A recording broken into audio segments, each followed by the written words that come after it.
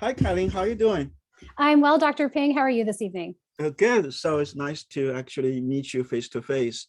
And Absolutely. We've been chatting a little bit over the last right, year or so online. right. And I really appreciate what your organization has been doing. It really helped a lot of uh, people. And in my case, uh, I homeschooled my son. At that time, I had no idea. I was working. I said, I just don't have time for it. Sure. So I went to your website and find all the things I need, and turns out actually it's quite easy. Yes. And there's a part of things that people did not realize that in Indiana, I mean, you know that, but most parents didn't know that. In Indiana, all you need to do is 2 hours per day.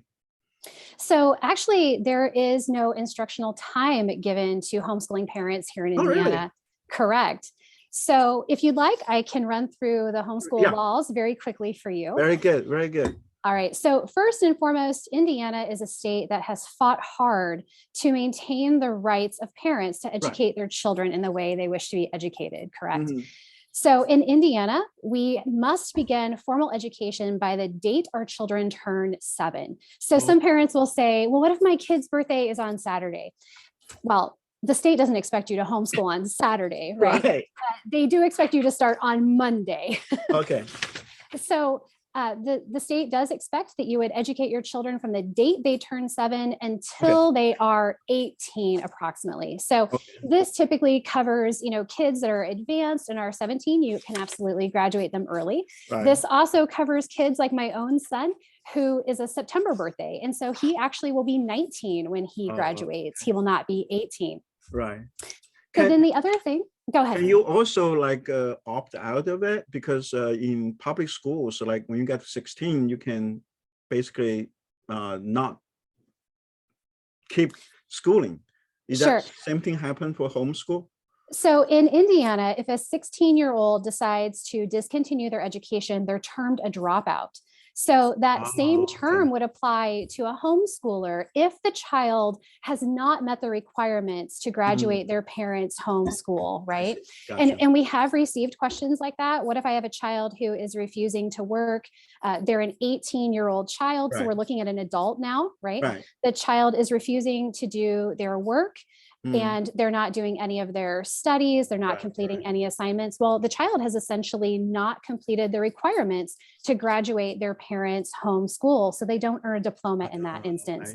Now, Dr. Ping, you and I have talked about your son and his abilities. So it's completely possible that a child at the age of 16 has in fact met the requirements of the parents' homeschool and can graduate early. That's absolutely acceptable, right? Exactly. So that brings us to another law here in Indiana for homeschoolers, is that we must provide an equivalent education for our children. Now, there is no state law on what that looks like. So in Indiana, homeschoolers are considered non-accredited, non-public schools with less than 1 employee. So that means that parents are educating their children and not a tutor that the parent has hired, right? So go ahead. Sorry. And at that time, when I was starting my my son, I just look at the core 40 plus. The core 40, yeah. Yeah. So it's not really much there. It is it's not that hard to meet that requirement. Yeah, there are varying degrees of the core 40 diploma now. I feel like it changes. And so homeschooling parents are not bound to that core 40 requirement because that is a state given diploma, right? Right. However, that diploma is set up in such a way that many of the prerequisite coursework for our colleges and universities are satisfied. So many homeschooling parents do mirror that in their own homeschool. Some, go for that basic core 40. Some of them go for the core 40 with academic honors.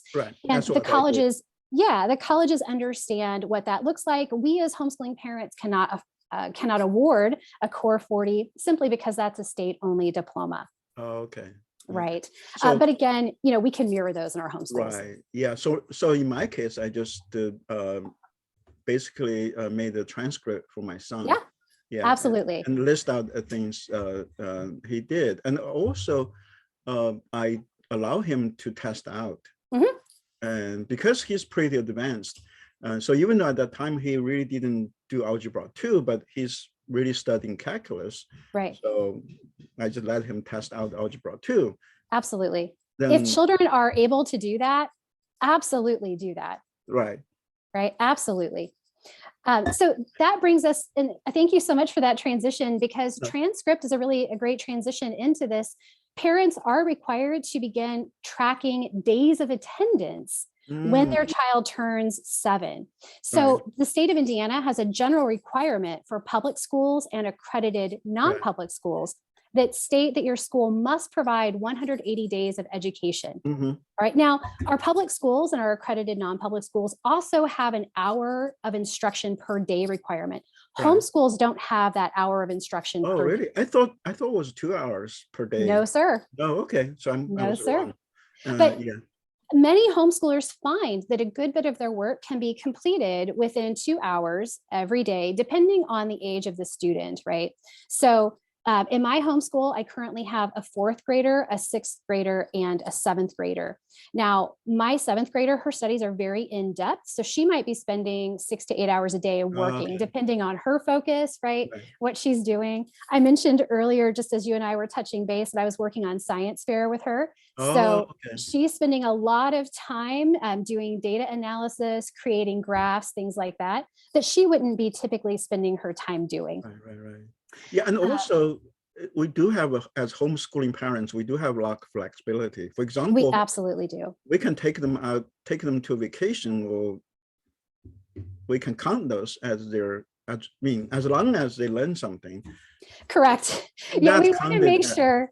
Yeah, we want to make sure that, if we are going on family trips and things like that, that we are operating above board, if you will, and that time is educational. For example, my family just went to Kennedy Space Center. That is absolutely a field trip. Yeah. Right. Now, that does not mean that my time in a thrill park is a field trip necessarily. No. Yeah, like in my case, my son, he really interested in science and all that. So we took him to a science museum. Yeah. You spend the whole day there. I mean, absolutely. Absolutely. That's a wonderful field trip, and our peer group in the public schools and in the accredited non-public schools, those would be field trips for them as well, right? Right. What we can't do, and I've had parents ask me this, well, how many field trips can I do a year? And the truth is, it's not limited, but we do need to be wise stewards, right? So I mentioned that 180-day requirement for our public and our non-accredited or our accredited non-public schools, rather. Indiana homeschools are required to provide the same days of instruction as their local public school district. So mine, for example, does 180 days, but yours might do 184. So you're required to do 184. Now, being a good steward of your child's education is doing 160 days of field trips, really being a good steward of your child's education. Right. You have to determine that as the parent, right? And also because in my case, I don't want my son to think in terms, I only go to school 180 days. Right. I wanted him to learn whenever he wants to do. Absolutely. I want him to learn every day. Absolutely. Well, let's address that, right? Because we can't put learning in a box. Right. That's one of the beautiful things about home education, is that we want our children to look at everything as an educational opportunity, right? Exactly. Yeah. I think that's where I think some parents, including me, when I started homeschooling, is trying to bring school back to home. And that's not the way to do it. Because and we have a lot of flexibilities. Absolutely. And I'd like to talk about that here in just a few minutes, the beauty of what home education can really look like. But I want to make sure that we touch on all of the legalities of home education here. Very good. So in addition to beginning school at the date the child turns 7, we also have keeping attendance records at the date the child turns 7. Now, it's important to note that the state secretary of education, so currently Dr. Jenner, can ask to see your attendance records. All right. And also your local public school superintendent of the district that you live in, they can also request to see those attendance records. Now, they cannot ask to see your curriculum. Oh, really? I didn't know that. Correct. Yes. So they may ask, the law actually stipulates that they can't promote a curriculum outside of what's going on within the school system. So basically it's up to the parents to decide what kind of curriculum. Absolutely. And so then the state also mentions that non-accredited, non-public schools are not held to the state curriculum and the state standards. So we have a great deal of freedom. Let's talk about that in a few minutes here. Right. All right. And then the final requirement is that the education must primarily be taught in English. Oh, I didn't know that. Okay. Correct. That comes out of World War I. It's an older law, and the desire for our American students to learn English. So that's the final law. Some parents say, well, I know that there are immersion schools that teach French. That's up to the Department of Education. That's not on me to figure out. But in homeschooling, those are the laws we have to follow. Oh, okay. So how do you, well, I guess it's kind of easy because most things we teach are in English, except the foreign language. And that's basically all the school does. Right. Now, I would say that, you know, with the United States, we are really multicultural. Right. It would be a travesty if parents were not instructing in their native tongue, if it's not in English, right? Now, the law doesn't stipulate what percentage must be taught in English or anything like that. I know a lot of parents who teach bilingual. So one subject might be done in Spanish or in French or in Portuguese, but another might be done in English, right? So I in no way would tell a parent, no, you can completely teach within your native tongue, only because the law stipulates that the education must be taught in English. Oh, I didn't know that. So that's actually, as homeschooling parents, we do have a lot of flexibilities. We do have a great deal of flexibility. And that is the beauty. You mentioned a minute ago that you wanted to bring school home. And that actually can bring the death to a homeschool. Yes. It really can. Because what does that look like, Dr. Ping? Like that might look different for you. You might have a space in your home set up with desks and a whiteboard or a blackboard, a green board, whatever that looks like for you. Not you? Yeah. In my house, we might educate around the kitchen table. Yeah. School might happen on the couch. Right. Yeah. Now, you know, there's always the joke, right? What is the homeschool uniform? Pajama, Exactly. People tend to think that homeschoolers school in pajamas. In my home, we don't do that. I want the kids to have a different mindset when they come ready to learn. I want them to have their hair combed, their teeth brushed, their clothes changed, Socks are optional. That is the one thing that's optional in my home. You don't have to wear socks if you don't want to, so how about your home? What did home educating look like in your home? Well, my son was actually at that time very much into video games. So he actually spent a lot of time just playing video games. Sure, learning. But, but he actually learned a lot. And especially nowadays, there is some games which is amazing. He actually right now he has people all over the world, like people in so fun. Europe and people in Asia. So they actually was kind of go through it's kind of like inside of the submarine, and each one play a part. So basically it's the crew there. So he was playing the role of an electrical engineer. So make sure that's so fun. Right. So it's kind of different from what we think about a video game and all that.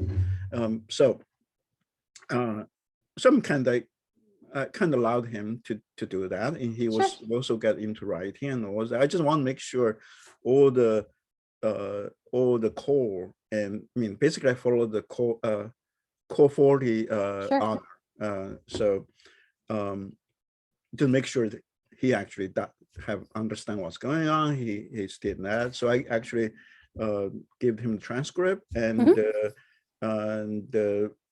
Board State actually he did very well in SAT.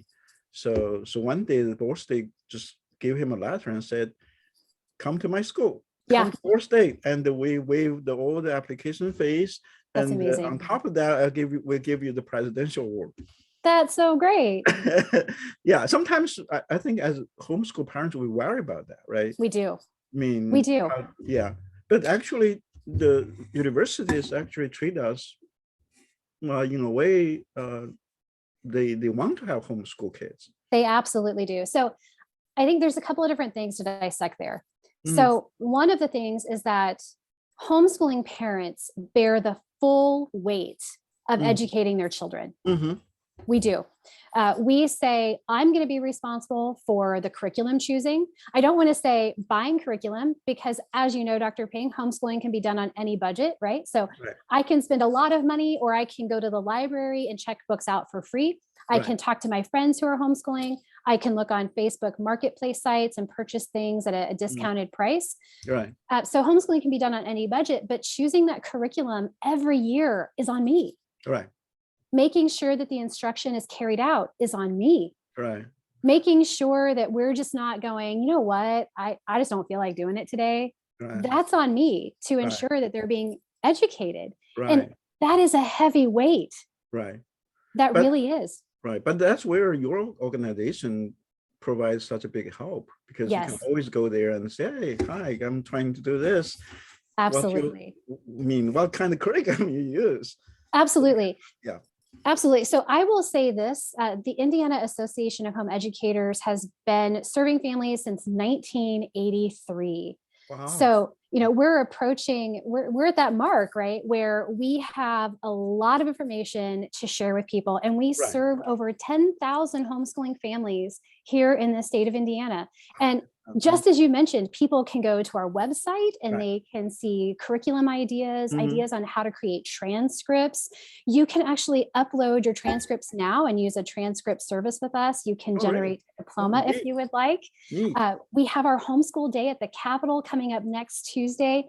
So we'll be descending upon the State House and bringing our homeschooling families with us and meeting our state legislators, letting them know that, we have a presence, and this idea of what homeschoolers are has really been blown out of the water.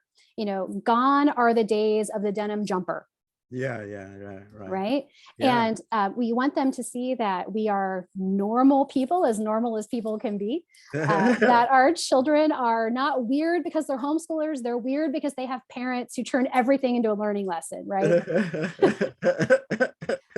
Our Facebook groups for the IAHE are large, as you know. Our discussion group is approaching 10,000 members. Wow. And as you mentioned, every day we get questions about what curriculum do you use for X? Right. Insert whatever subject, right? We have parents who ask about blacksmithing workshops. We're looking at vocational programs. Where can my child get training to become a cosmetologist? What about being a plumber? We've had parents who say, I have a child who's a dyslexic. What kind of programs are good for dyslexics or dysgraphics or dyscalculics, right? And we have special learner groups specifically for these families where they can go and they can ask these questions in more or less a safe place where it's going to be free of judgment and understanding that you're trying to serve your student well. And in fact, in the homeschool world, the greatest growing population right now is children with disabilities. Right. Yeah. That is the greatest growing category. Right. Because the schools just cannot, it's not equipped to. Well, and how can they be? No, there's no way. When you have, upwards of 25 plus students in a classroom, and you have classrooms of all types of learners, how can you be equipped to reach every student? And that's not a knock on them. It's not at all. It's not designed for it. Yeah, they just can't do it. Yeah, public school was designed in the scale of economy, right? You're trying to spend as little money as possible to produce as many, students as possible. So they're more looking into the majority of students. So anything on the margin, it just cannot help you. It's very difficult. Yeah, either you are like so advanced, they won't be able to help you. Or you are behind, they won't be able to help you because you just can't. Right. Well, and that's not what the education system was designed to do, right? Exactly. If we look back over the history of when modern education really came about, because people will say, I didn't even know homeschooling was legal. And when we look back on it, homeschooling is the oldest form of education, right? It's the oldest form of education. Yeah. We can look back and look at a number of our presidents who were home educated. We can look at Madam Walker, who's our very own first African-American female millionaire. She was home educated. Right. We can look at Condoleezza Rice, home educated. Right. But really, the modern education system came about as a result of the Industrial Revolution. Exactly. And as people came into the cities and started becoming workers in the factory setting, they realized, oh dear, not everyone can read, not everyone can write, not everyone can do mathematics. So the system was really designed to produce a worker who had the same level of education across the board, right? Exactly. And so it wasn't designed to deal with the students who are very advanced or the students who need a little bit more time to wrestle. And again, this is where education gives such a lovely opportunity for flexibility. Right. And one of the reasons I homeschool my son is because he basically has high functional autism. And it's very hard for him to thrive in a school setting. Sure. I mean, he really doesn't like to communicate, doesn't want to do anything with people. Right. So I mean, some days are hard, right? Yeah. Some days are hard. So right now he's kind of living in a rural area near Bloomington. Okay. By himself. Right on. Yeah, he doesn't want me. He doesn't want to. I kind of funny. One day we took him to Five Guys in on the campus of IU, and then he said that he really didn't like it. There's a lot going on, and Five Guys are very loud. Too many people, loud restaurant. Too loud, and all that, and too smelly. Yeah, because he's very sensitive. That's I mean, the smell, the sound, like he couldn't go to church. Just that bad. Because every time, I mean, when he go to church, he's really musical, right? If anything go off key, it bothered him. It bothered him so much. He couldn't.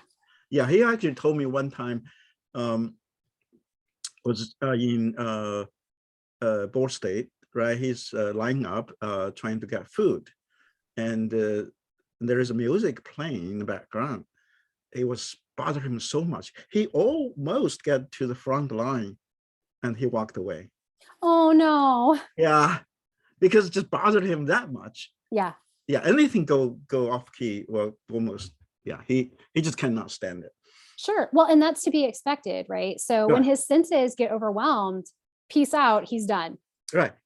Nothing else is happening. He's laser focused on whatever it is that his system can't handle at that moment. And let's be honest, Dr. Peng, we're all that way to some extent, right? Right. We're all that way. I'm an introvert and I have 3 kids who are very loud. And there are just some times where I just go, I'm going to step outside for a minute. Yeah. Just gonna take a moment. What do you have a Meyer break have done? I'm sorry, what was that? I think it's a the Meyer-Briggs personality test. Yes. Yeah. What's yours? So I border INTJ or ENTJ depending on the day. I'm a really extreme INTJ. Okay. Yeah. So I'm talking about introvert. I was very introvert until I start working. I have to deal with people. I learned how to deal with people, and actually that's also how I learned that later on that actually I had dyslexia. I just didn't know. I did not know you were dyslexic. Yeah, I didn't know either. It just like the worked out. Later on, when I'm dealing with it's mild. It's not and when I started understand, I say, okay, I have those symptoms. I just I just in my way kind of compensate for it. Wow. Yeah. That's very impressive that you were able to compensate. Well, the thing is, a lot of engineers have dyslexia. Interesting. Yeah, and actually it's a plus for engineers. Because it makes you come out of the box, right? You have to think differently. Well, there's one thing about engineers, like if you're trying to imagine a 3D object, and for us dyslexia people, it's easy. Sure. We can imagine that because the position rotation doesn't matter to us, is the same. But when you read English language, especially, you got a problem. Yeah.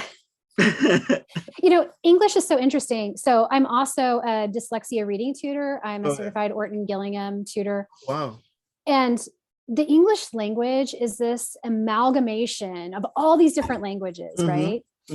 And when you're taking spelling rules and you're taking Latin roots, but you're also taking base words from other languages, it can really become confusing. Oh, yeah. And even people who are not dyslexics can struggle with that and understanding, when do I use a C? When do I use a K? And I can imagine what your experience was coming from a different country, learning English, and then realizing, oh dear, things are different. Right. Well, this is something kind of unique about Chinese characters, because the character is basically an abstract picture.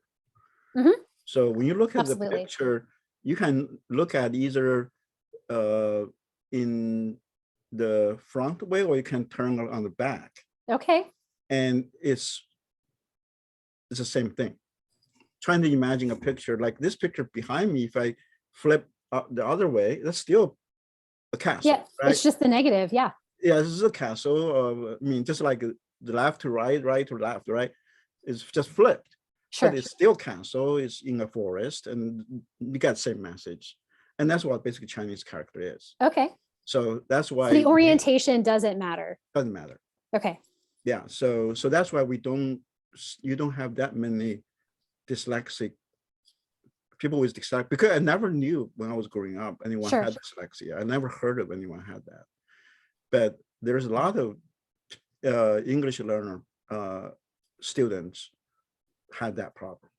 Absolutely. And even some students who are not dyslexic have issues with characters. They have issues with sounds, right? Because dyslexia is really an auditory processing disorder. A lot of people think it has to do with how you see things, that letters might move around. And for some people, that might be the case, but that's certainly not the same for all. So one of my own students, for example, had both a speech issue. So I don't want to say problem. It wasn't an impediment. He had several speech delays. And that also means then that he hears things differently. So for example, when he was little, he would not say thumb, he would say thumb. And so then when he learned that sound, he mapped that a TH was really a f. And so he would look at a grapheme, he would look at the TH grapheme and say, and so at the time, his reading tutor was Allison Slatter, who I know that you are acquainted with. Oh, definitely. Yeah. And so Allison and I just got to the point where we had to say, buddy, TH never says, never, ever, And then Allison also suggested, she said, Kylene, have you had his eyes looked at? And I said, well, we were just at the optometrist last week. His vision's perfect, no issues. And she said, no, I mean a behavioral optometrist. And I said, I don't know of what you speak. Tell me, what is that thing? Right. And so we took him to a behavioral optometrist, a top in her field. And it turns out that he has a convergence insufficiency. So that means that his eyes don't come together at a point that you would expect them to. So he has, his right eye does not work very hard, and his left eye works very hard. So for almost a year now, we've had him in corrective lenses. So his vision is still perfect, but his prescription is such that it makes his right eye get stronger and work harder. I didn't know and that. It allows, isn't it fascinating? It's so fascinating. Wow. So we get his glasses on, and he only uses them for reading and for math. And he started to tell me, oh, I didn't realize that there was only one letter I was writing at a time. He actually thought he was writing in double because he saw double. Oh, wow. But he didn't know that that was abnormal. It had been that way. Right. Nobody, because how do you know, right? Even for the parents, I mean, you look at perfect vision, right? We would have no way of knowing. Right. Oh, and so we've worked over this last year strengthening his eyes. And, that's really another flexibility of homeschooling, right? Is to be able to take the time and help the body develop in a way that it needs to. He did not crawl in a normal way. He army crawled. And it turns out that you really need to be up on all fours to help those eye muscles develop appropriately. So that's part of what's going on with his eyes too. And so we've been able to take the time and, really work on that. And that also means that his reading was a little delayed, right? Because which line am I supposed to read, Mom? Right. And in the homeschool world, we have such great resources. Right. You've seen our Facebook pages, you've seen our discussion groups. We have such great resources to speak truth into one another and to give ideas. And I'm not going to say that every child has a convergence insufficiency. I'm not going to say that. Right. But some people, yeah. Absolutely. If Allison hadn't mentioned it to me and said, hey, have you had his eyes checked? I would not have ever thought that there was something wrong with his vision. Right. I never heard of a behavior optometrist. Yeah. Optometrist. Yeah. Optometrist. Yeah. It's a mouthful, isn't it? Wow. That's amazing. Yeah. And like for me, when I look at the just the letters, I mean the words on the page, some letters will jump out. Yeah. Yeah. Because I know that it's somehow my eyes are not. Yeah. Yeah, we went through a number of strategies with him. We tried doing the colored lenses for him to read through, where you take just a colored, almost like plastic reader to cover over the lines. And he didn't particularly like that, but it works really well for some students. His glasses do have a little bit of a blue tint to them so that they change the color of the paper. It's not as bright to his eyes. Right. And he's had great success. And the last few weeks, I've been noticing that he's not using his glasses. And so I've said, hey, bud, what's going on? How are you seeing? Is it affecting what you see? And he said, no, not really. Okay. And so it's time to have a little checkup, see how things are going. Oh, things got corrected. Oh, wow. Yeah. That's amazing. Yeah. Well, I have a good friend and he has dyslexia. But he told me that people with dyslexia are very good at speed reading. Yes. So sometimes we think those as a disability, but dyslexia also has its advantages. Absolutely. Yeah. So I find that dyslexics are very creative. Right. They learn how to see the world with a different lens. My husband is an engineer. He's not dyslexic. He will tell you that the English language doesn't make much sense to him. He would ask, why does that word end in CK? And his teachers would say, I don't know, it just is. And, so he is a software engineer, and he also dabbles with some 3D modeling, CNC work, things like that. And he spatially is amazing. I, on the other hand, am like, nope, can you draw me a picture? Because I can't see it. You cannot imagine your head. Right? I can't. He likes to build furniture as a hobby. And so he will say, well, I'm thinking of making this thing this size. And I would say, can you tape it out on the floor? Because I can't see it. Yeah. Not at all. Yeah.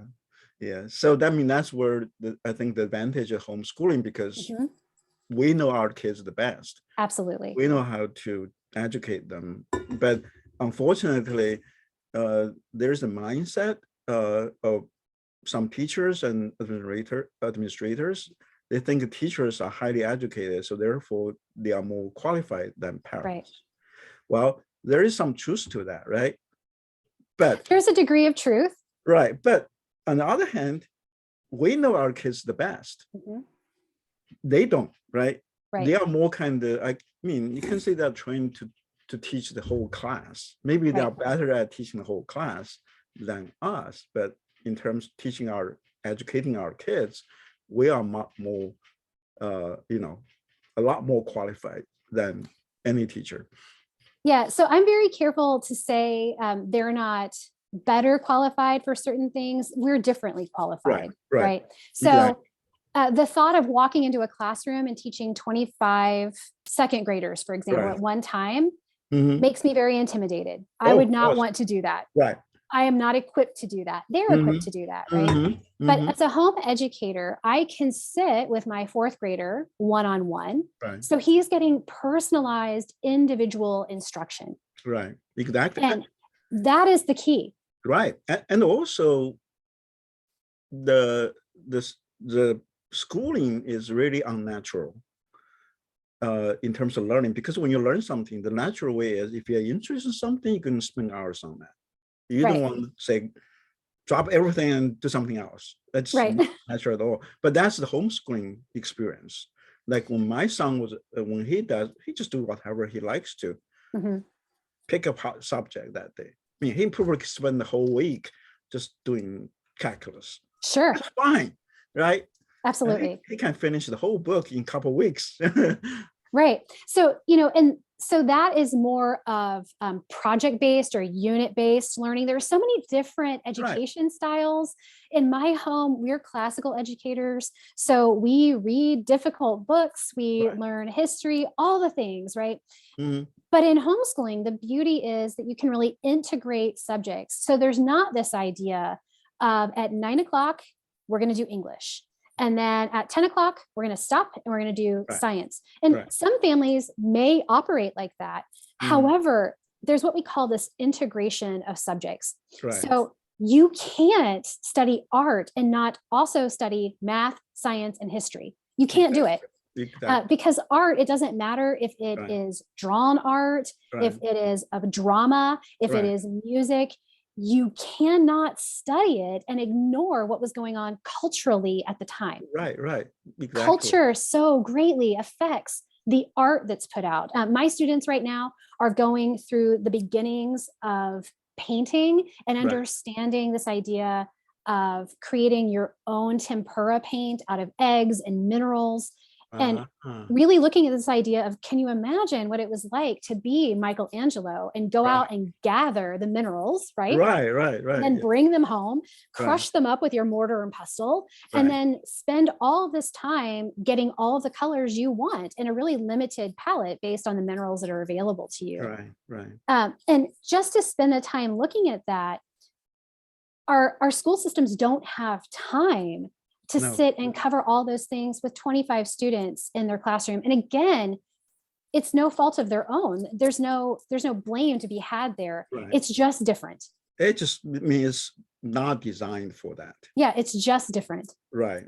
Because, I mean, you're talking about a class of 20 and now probably up to 30. Some people want to learn, some people don't want to learn. Some people are good at, some people are not good at. I mean, it's very hard to teach. Yeah, so all you need to do now, the way they can teach is basically, okay, there is a standard, there is a process, and if you cannot follow, too bad. It's so hard because they don't want that for those kids, right? They don't want to say too bad. No one wants to do that. But the reality is they just move on. They have to. And they have to. And so basically people falling behind, they just get, then they just give up and learn. And that's far behind.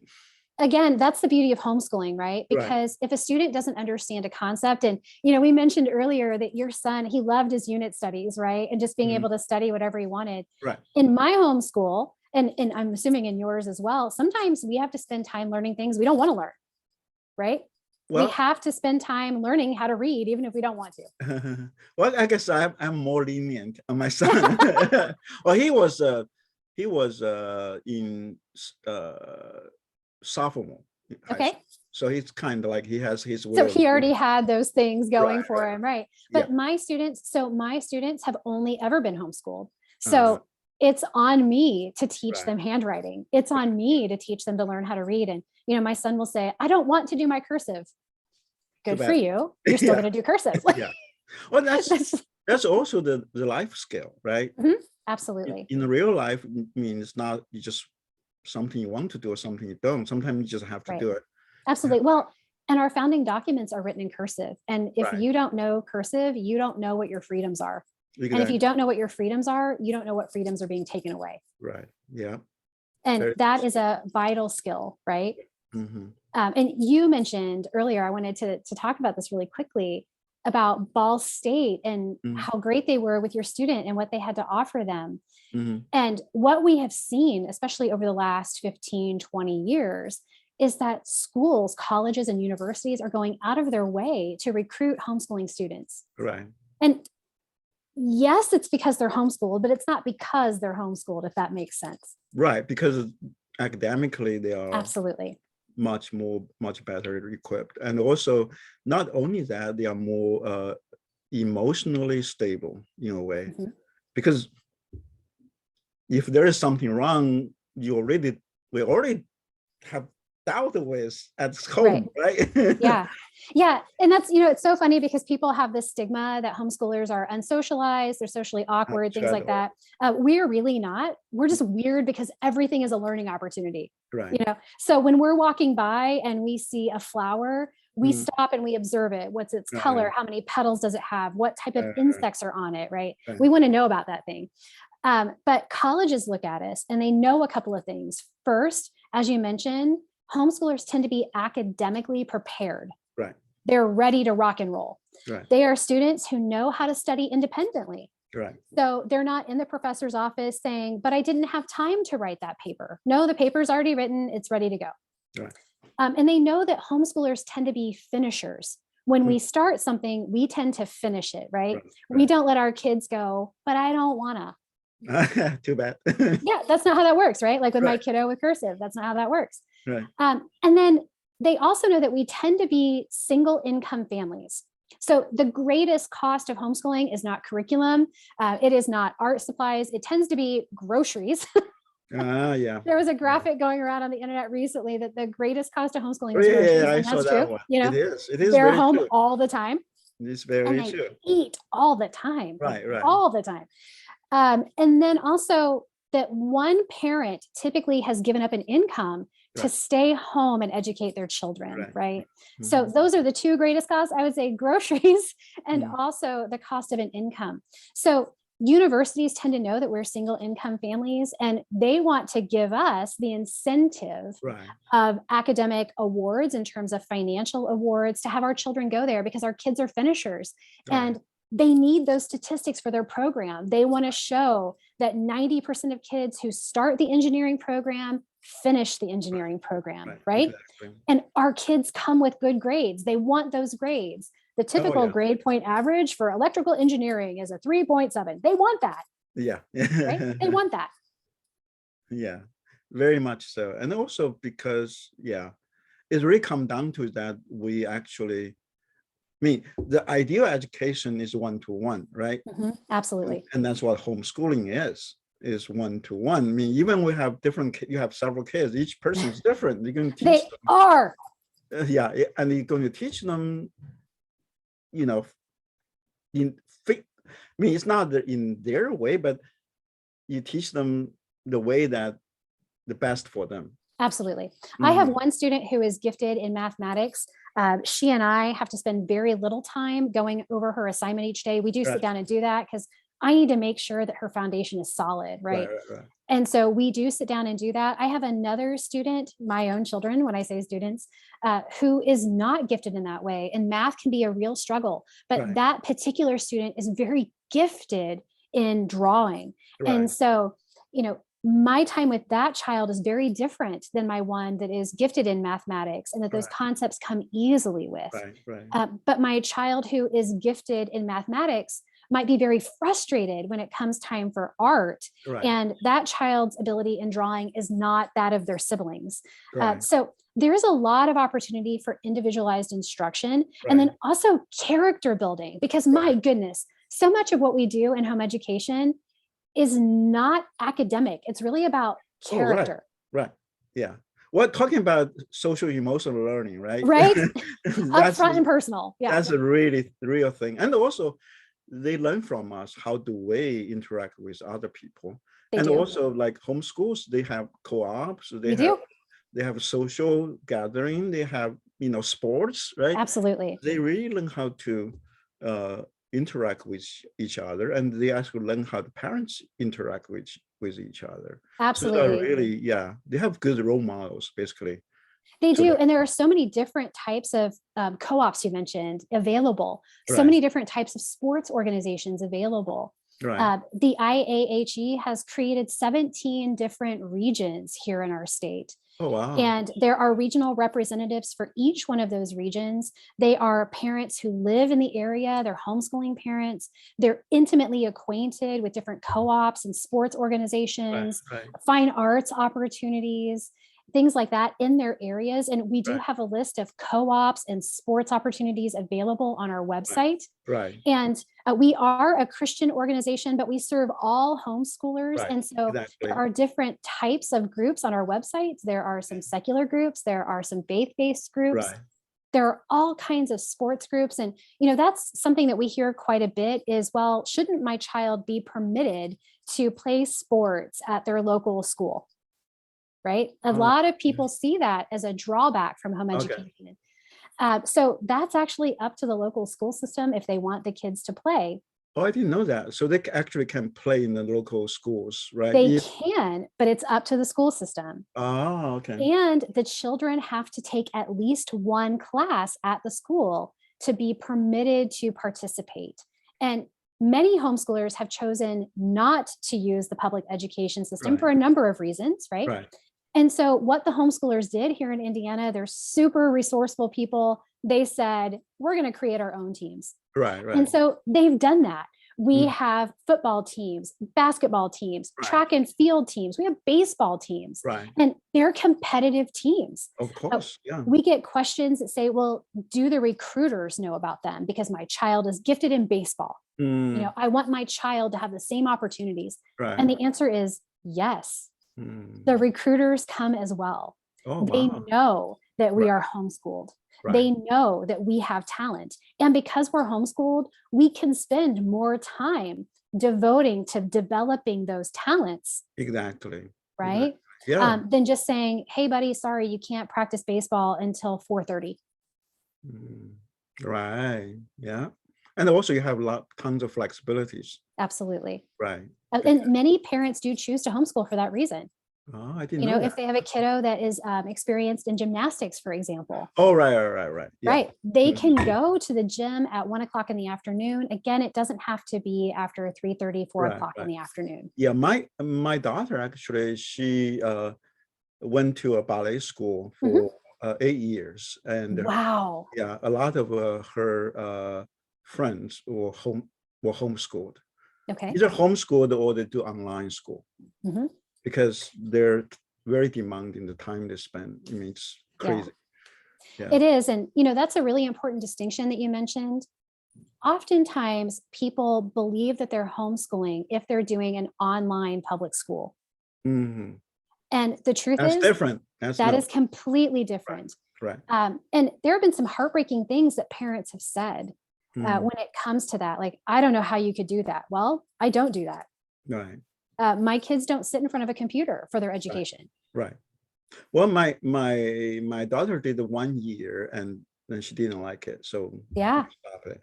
But she went to a private Christian private school. Okay. Yeah. Well, and because she is very social, and so she kind of thrive in that kind of small school environment. Sure. And we took him out from like center group school because we are concerned about the drug problems.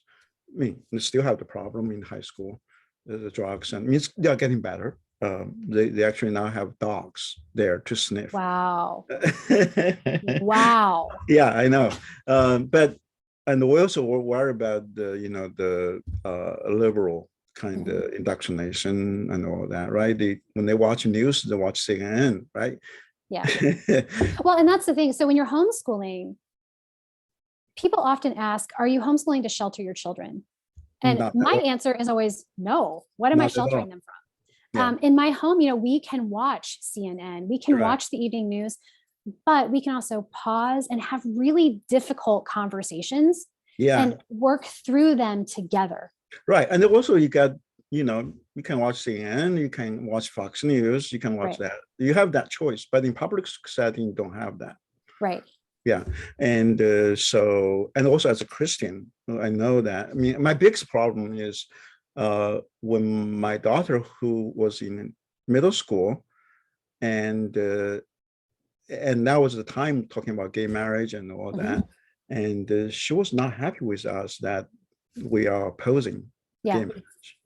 And so we are kind of enrolled him in the private Christian school. And also another reason for that was I was teaching in that school, right? Okay.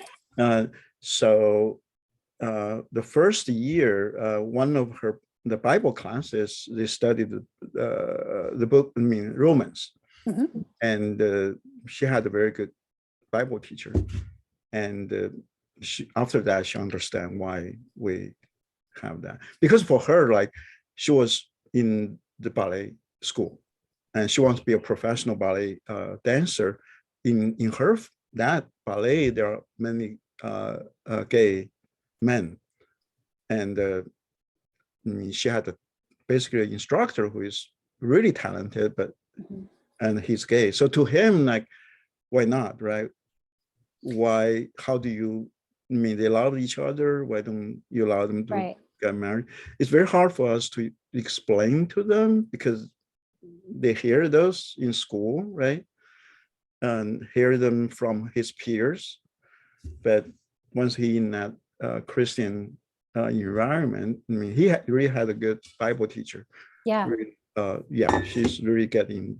Yeah, and again, that education to be able to really examine those worldviews. Mm-hmm. When our children are in their primary school years, especially, and now heading into middle school and secondary schooling, this is really their formative time. Right. And so who is speaking into them? In my home, I want to be the voice that they hear to be able to talk through those really hard topics. Right. I want to be the one to do that. Exactly. I want to be the one to sit with them and say, these are our family's values. Right. And we can respect our peers with no issues. We can respect all of mankind. Right. But these are our family's values. Right. And I think there are some times that people say, well, with homeschooling, you're indoctrinating your children. Any type of education involves indoctrination. It does. Exactly. Any type of school involves indoctrination. Right. And so who is going to be the voice my child hears? Who is going to be the voice? Right. And am I the only voice in my child's lives? No. Or in my children's lives, I should say. The answer is no. Right. They have friends in every type of school environment. They spend lots of time with them. They have lots of family that's in different schooling environments. And so they're exposed to that. But at the end of the day, I want it to be me that they come and talk to about those really hard things. Yeah. Well, that's actually kind of when I was teaching at the Christian private school, and one time I asked my student, I said, if you have to make a decision, very important decision, who do you talk to? Mm-hmm.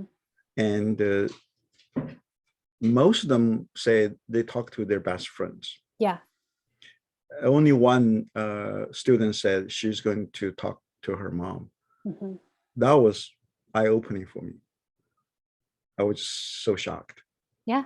But, it comes back to who do our children spend the most time with? Right. Exactly. And that is going to be one of the voices. I won't say the only. That will be one of the voices they lean on the most. And that is part of the beauty of home education, but also one of the very difficult things about home education. Right. We're together 24 hours a day, 7 days a week, right? Yeah. So we learn how to help each other grow, but we also learn how to push each other's buttons. Right. My husband jokes that when our children were born, they were born with like a keyboard full of R buttons to push. We already had those buttons installed. It's kind of like having your own soundboard. Right. I want mom to make this noise. I'm going to do this thing. Right. And so it's beautiful because we are together all the time and we do speak heavily into our children's lives. Will I say that I'm my children's best friend? No, because that's not my role. My role is to be their parent and to help raise them to be productive members of society, right? Yeah. That's my job. Right. And also, in a way, teach them to respect the authority. Absolutely. Yeah. Absolutely. Yeah. Absolutely it is. Today, we were together as a family. We were looking over the Psalms, we were looking over Acts, we were looking over Hebrews. And the whole point of our study today was teaching them who their authority is. So in my home, we're Christian. And so we teach them utilizing the Bible and God's word as the final authority. And the IAHE, again, I've mentioned, we're a Christian organization. We all understand that we're under God's authority. Exactly. And if our children don't have faith to believe in him, then what do they have? And also the thing is, if you don't have God as the authority, you'll end up with people as the authority. And that authority is changing every day. When you are godless, that authority changes every day. Every day, But and it just comes on what makes me happy today. Exactly. And when you have God as the authority, you have the wisdom and the courage to be a free person. Absolutely. Yeah. To live without bondage. And we were talking to the kids about that today, 1 Peter. And without faith, what do you have? You have nothing. Exactly. And talking with the kids, what does God require of us? He requires that we have a faith in him. Exactly. And without that, he doesn't know us. And that is a fate that is steeper than any price we will ever pay. That this idea that we don't know him and that we're not desiring to know him. And I know some people who watch this segment will say, well, I can't homeschool because I'm not Christian, or I don't want to listen to this because I'm not a Christian. And I just want to say to those people, homeschooling is more than imparting religion to your children or faith to your children.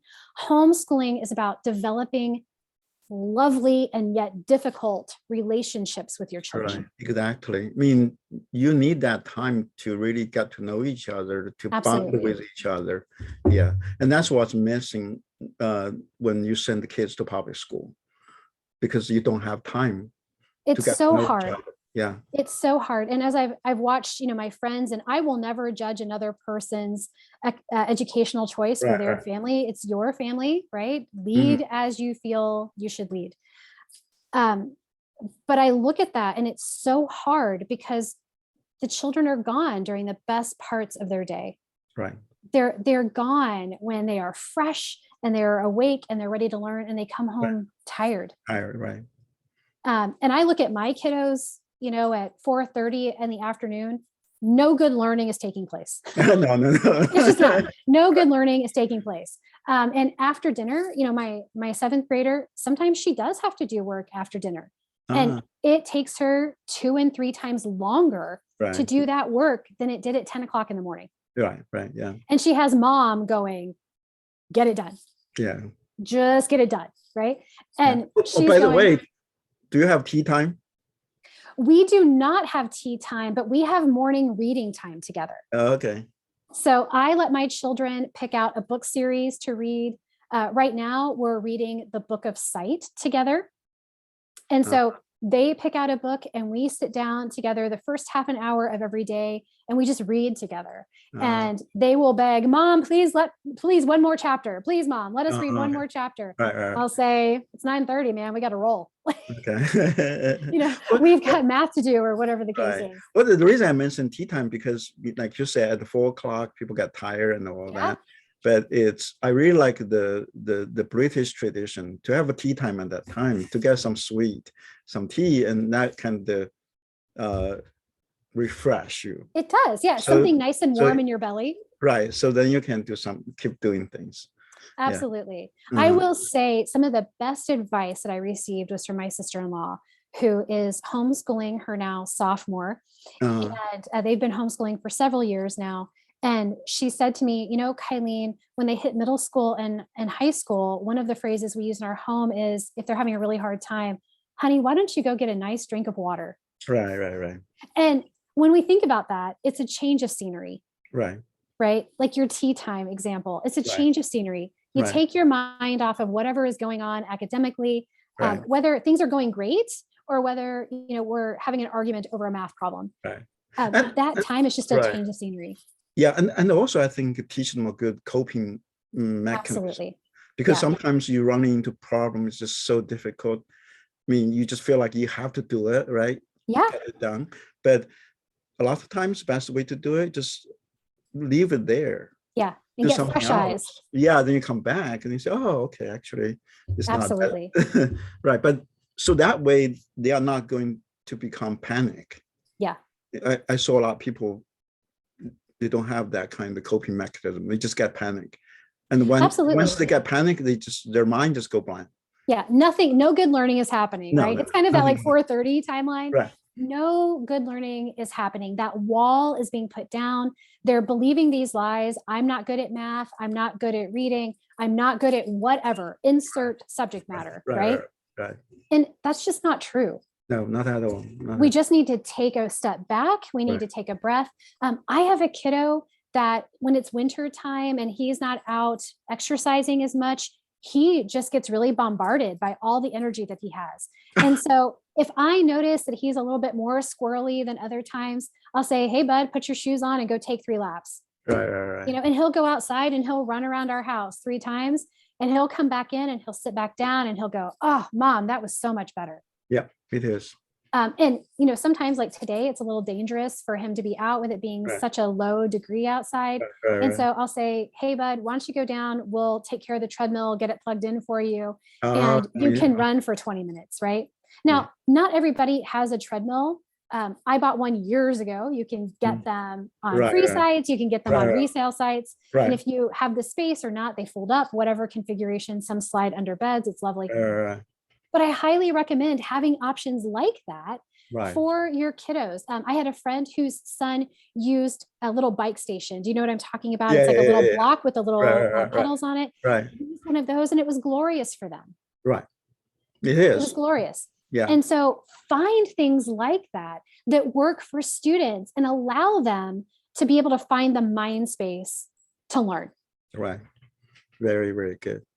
Well, thank you so much. I mean, I really want to keep going, but absolutely, it was my pleasure. I really want to do another one. I'm happy to. Yeah. So really, I think you really what we talked about today, I think, can be very helpful for parents who are trying to get into homeschooling but don't really know how to do it yet. Absolutely. And I would recommend for them, please visit our website, www.iahe.net. That's the Indiana Association of Home Educators. Right. Yeah. I'll put that in the link. Wonderful. Thank you. Okay. Well, I'll see you next time. That sounds great. It was a